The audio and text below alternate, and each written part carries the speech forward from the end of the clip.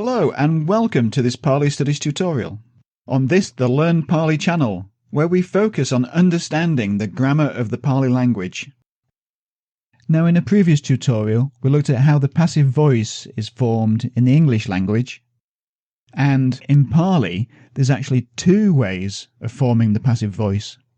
And we're going to look at both of these in this tutorial.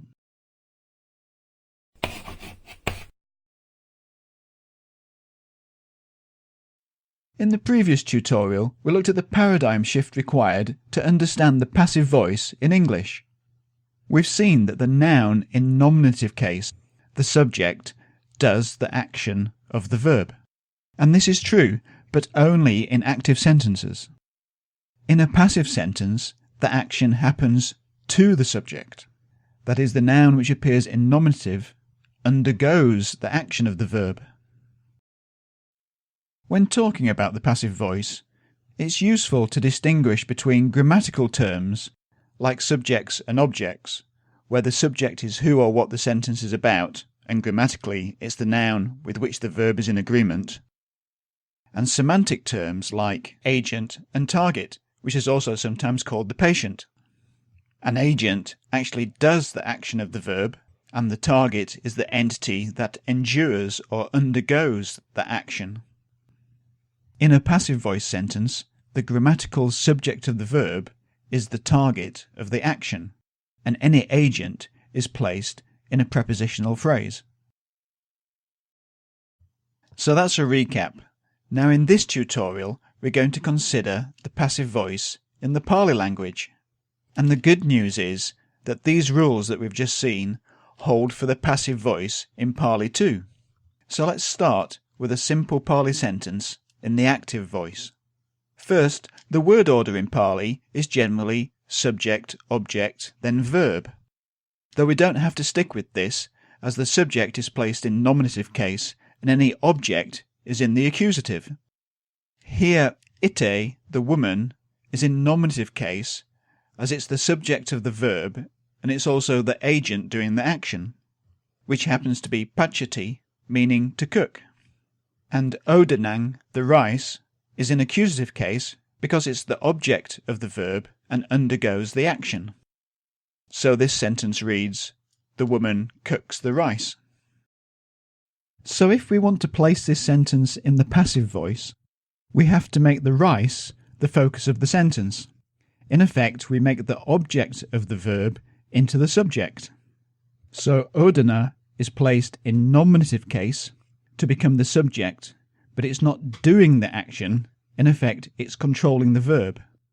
And the verb must be made to agree with this in person and number.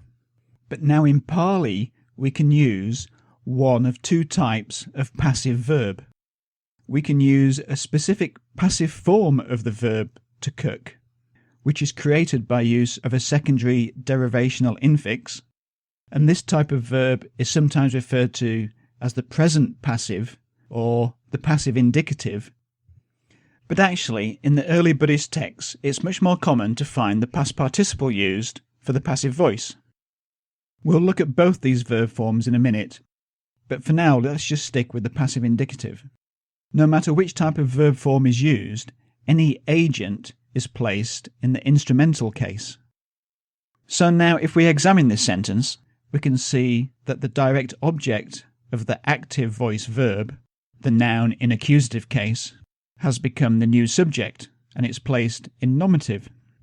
The verb is passive because it has the infix ya, and this verb has been inflected to agree in person and number with the new subject. And like a present tense verb, we use the primary personal endings to do this. Finally, the agent, which is in nominative case in the active sentence, is now placed in instrumental. And if we now translate this back into English, because the verb has a present tense ending, we use the present tense in English. So we get the rice is cooked, or even the rice is being cooked. Now, unless for some reason you're having to write Pali, it's unlikely that you'll need to transform an active voice into a passive voice. What's important when we're learning to read Pali is being able to recognise the passive voice when we see it. And because in Pali it's the verb which tends to indicate when the passive voice is being used, you can see how important it is to be able to recognise a passive voice verb. But this can actually be tricky to do because the passive infix ya often disappears into other parts of the verb. So now we're going to look in detail at how the present passive or the passive indicative verb is formed. Now, as is often the case with Pali, the passive indicative can be formed in several ways. The infix is always ya, and this can be placed on either the present stem or directly on the verb root. We've covered the difference between stems and roots in the tutorial on verb mechanics, but let's just have a quick refresher. In Pali, present tense verbs, that is, the present tense moods and the present tense participle, are formed on what is called the present stem, for example the verb bhava. And when we compare these to the other verb tenses, we can see that these verbs, and indeed the present stem itself, derive from a more basic form which is termed the verb root. In this case the root is bu, meaning to be. So when we're creating a passive verb, we can distinguish between the present stem form and the verb root form. So going back to our verb to cook, the passive indicative is formed on the present stem by the addition of ya with an interceding I, making a new base, pachiya. And on the verb root too, we can also add a version of iya, or the infix ya can be added directly to the root, in which case the consonants assimilate. Because Pali is a phonetic language, meaning that it's spelt how it is spoken, we often get the contraction of sounds, and therefore of spelling. When two dissimilar consonants meet, the result is often a single sound, and this is called assimilation. In Pali, when the second consonant is a y, the result is often a duplication of the first consonant, the exception being t, which becomes ch, and d, which may become j.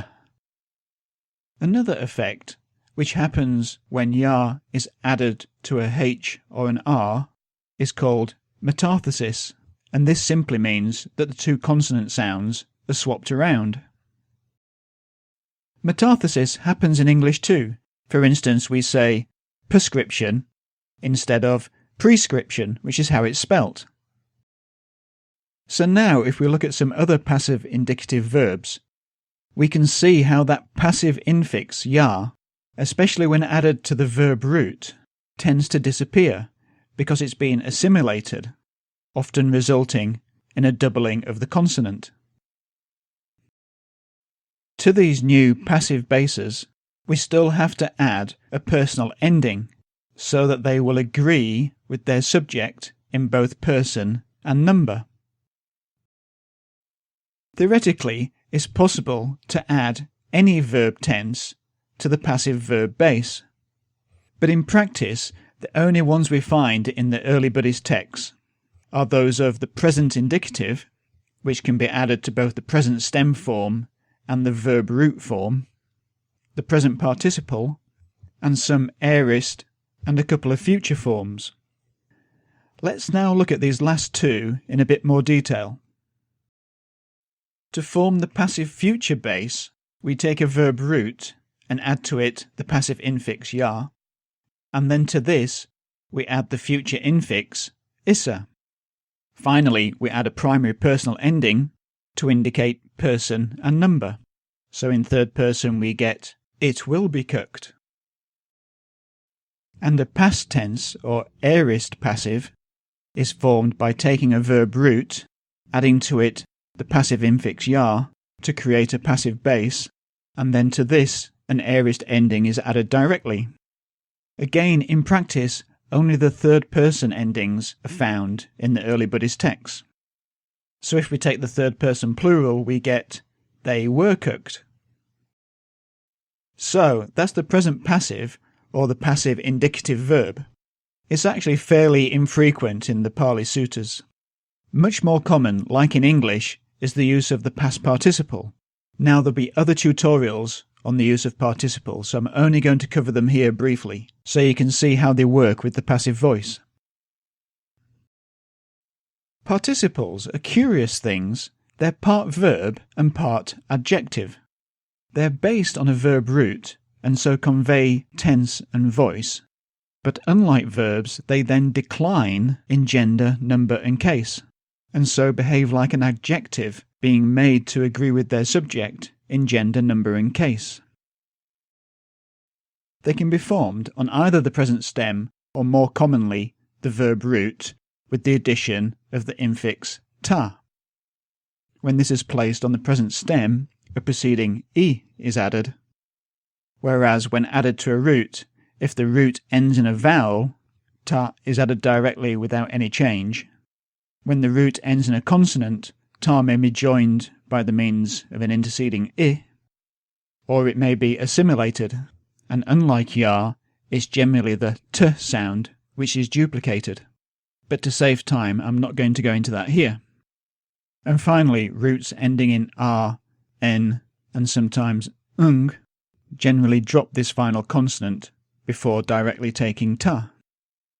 These bases are then declined. And this is the major difference between a verb and a participle. Whereas a verb is inflected to agree with the subject in number and person, past participles are declined as if they were a noun ending in a, and are inflected to agree with their subject in gender, number and case. So, in a passive sentence, the subject will always be in nominative case, and so the past participle too is always in nominative case, and so then takes an ending to match its subject in both gender and number. Let's now look at a couple of examples. Bikuhi, Gama, Pindo, Labati. Here we can see that Pindo is in nominative case and so will be the subject, whilst the double B of the verb labati is hiding the passive infix ya. So we translate this into English with a past participle. Food is obtained. Finally, we have the two prepositions from the village by the monks. Bhikkhuna mago gato hoti. Here, mago, the path, is the subject, and gato, the past participle, agrees with this subject and is reinforced by the verb hoti, meaning to be. So literally this is the path is gone, and the agent is in instrumental case, so the path is gone by the monk. And finally, evan me sutang. Hopefully you recognize this as the opening statement to many suttas. Evan is an adverb meaning thus or just so. And if we translate this word for word, we get thus by me was heard. There's no specific subject, so we can insert the word it. And rearranging we get thus it was heard by me. Okay, so that's a quick look at the passive voice. Now you might have read that Pali has three voices: the active, the reflexive, sometimes called the middle voice, and the passive. So now we know that in an active sentence, the subject of the verb is also the agent doing the action, whilst in a passive sentence, the subject of the verb is the target of the action, and any agent is placed in a preposition. Well, a reflexive voice sentence is when the agent of the action is also the target, undergoing the action itself. So for instance with the sentence, the cat washes, the implication is it's washing itself. Now in the Pali grammar guides, you'll see that the reflexive voice has its own set of personal endings.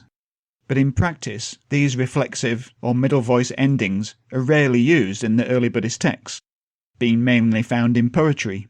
But importantly, these endings have lost the reflexive meaning, and can't really be distinguished as a separate voice from that of the active. So don't get confused by these middle voice endings and the passive voice itself. So now we can summarise. In a passive voice sentence, the grammatical subject is the target of the action, and this subject is always in nominative case, whether the sentence is active or passive. And in a passive sentence, this action will be expressed by either a past participle in nominative case or a passive indicative verb. And of course, any agent of the action is in instrumental case.